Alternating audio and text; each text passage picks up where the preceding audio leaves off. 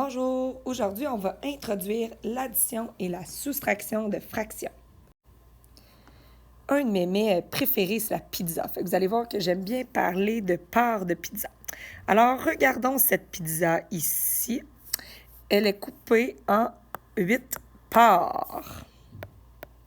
Si je prends une part et que je la mange, en vérité, je vais avoir mangé le 1/8 de ma pizza.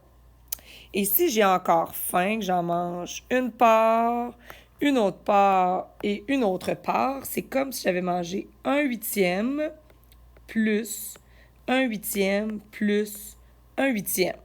Ce qui veut dire qu'au total, j'aurais mangé 3 parts, donc 3/8.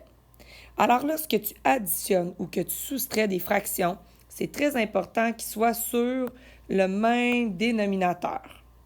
Et lorsqu'ensuite tu les additionnes, tu additionnes que les numérateurs. Comme dans ce cas-ci, 1 plus 1 plus 1, ce qui donne 3. Et le dénominateur reste le même. Alors, en résumé, lorsqu'on additionne ou qu'on soustrait des fractions, première étape, il faut les mettre sur le même dénominateur. Deuxième étape, il faut additionner ou soustraire seulement que les numérateurs. Et le dénominateur, il reste le même. Allons-y avec un exemple. Donc, 3/5 plus 4/7. Première étape, je dois les mettre sur le même dénominateur. Donc, je dois trouver un dénominateur commun à 5 et 7. Deux façons d'y arriver. Soit que tu les multiplies ensemble en faisant 5 fois 7, ce qui donne 35, et c'est un bon dénominateur commun. Ou l'autre façon, tu peux aller faire le PPCM de 5 et de 7. Dans ce cas-ci, ça va nous donner la même réponse que lorsque je les multiplie ensemble, puisqu'ici, il n'y a rien qui divise 5 et 7, donc le PGCD, ça serait 1.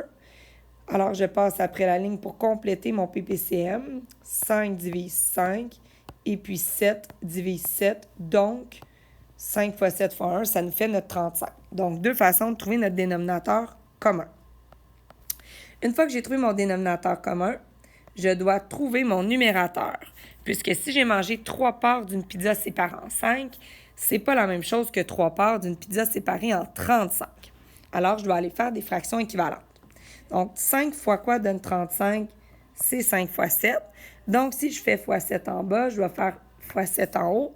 Donc, la fraction équivalente à 3/5, c'est 21/35. Je fais la même chose avec ma deuxième fraction. Je la rends équivalente. Donc, 7 fois quoi donne 35?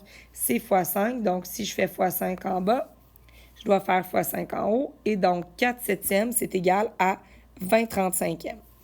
Une fois que je les ai mis sur le même dénominateur, deuxième étape, j'additionne mes numérateurs. Donc, ici, j'additionne 21 plus 20, ce qui me donne 41.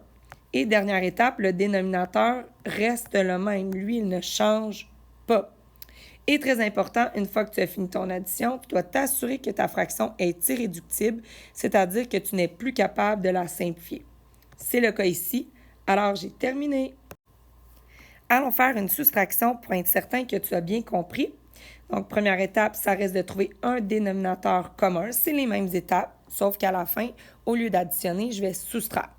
Donc, ici, je peux soit faire 6 fois 8 et trouver 48 comme dénominateur commun, ou je peux aller faire le PPCM. Donc, qu'est-ce qui divise 6 et 8? Il y a 2.